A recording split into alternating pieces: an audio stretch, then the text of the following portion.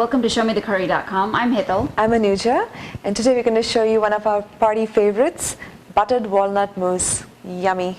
And here's what we're going to use for this one. Half cup walnuts, half tablespoon butter, 1 8-ounce package of cream cheese, 2 tablespoons each of brown sugar and regular table sugar, half teaspoon of vanilla, 1 cup of whipped cream, half package of puff pastry sheets, optional, few tablespoons of strong coffee to taste. So for our buttered walnut mousse, this is an optional step, but it's a very great presentation, wow factor, so you can choose to do this or not. We have a puff pastry package here. So there's 2 sheets in here. We're using half of the package, so we have 1 sheet here, and we've thawed it out according to the package directions. It takes about 40 minutes or so on the countertop.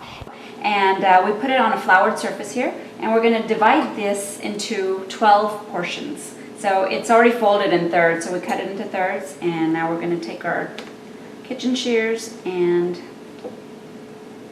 divide this.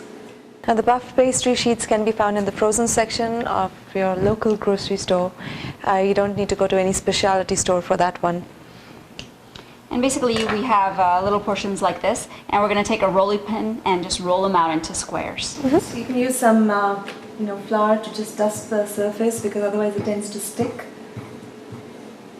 And of course you don't want it too thin or too thick, we just want a nice square shape.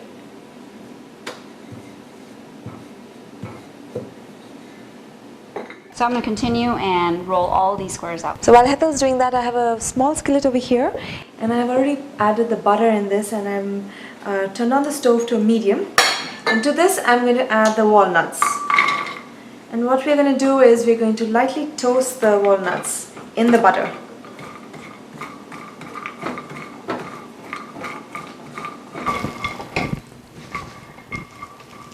So this looks done. Bottom line is, it's been about 4 to 5 minutes maximum. And I've been stirring it constantly, just making sure it doesn't burn. And we're going to turn off the flame.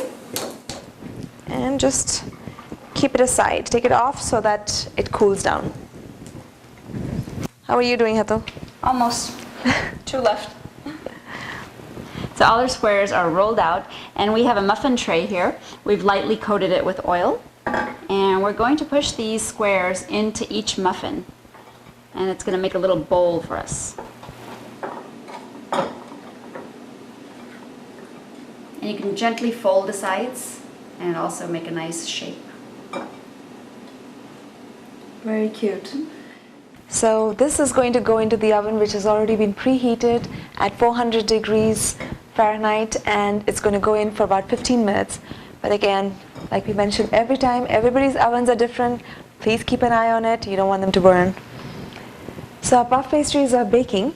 And before we put it in, we took a fork and just lightly made some holes in it, just so that it doesn't puff up and it forms a balloon or a ball.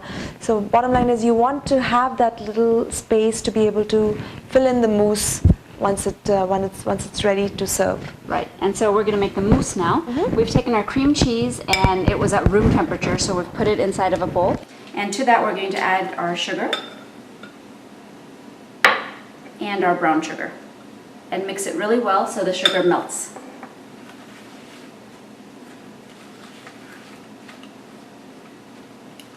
So this is all mixed in, and there's no lumps of sugar. So this is an optional step, but it adds this really nice grown-up taste to this dessert. It's strong coffee, so you can put about a couple of tablespoons, depending on how strong you like it.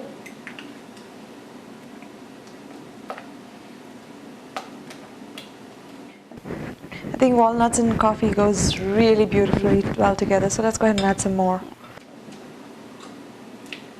We also have half teaspoon of vanilla essence. And mix. So once that's all mixed in there, we have some whipped topping. Now you can make this at home if you want just a fresh heavy whipping cream beaten up, or you can get Cool Whip. It's another option. Yeah. Take the easier way out. Right.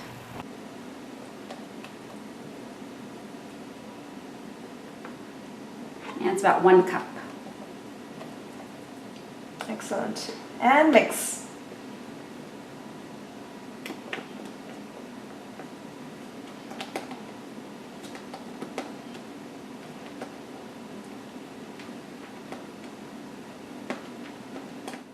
One very important thing we wanted to mention is, you need to keep the whipped topping in the refrigerator right to the point till when you have to use it.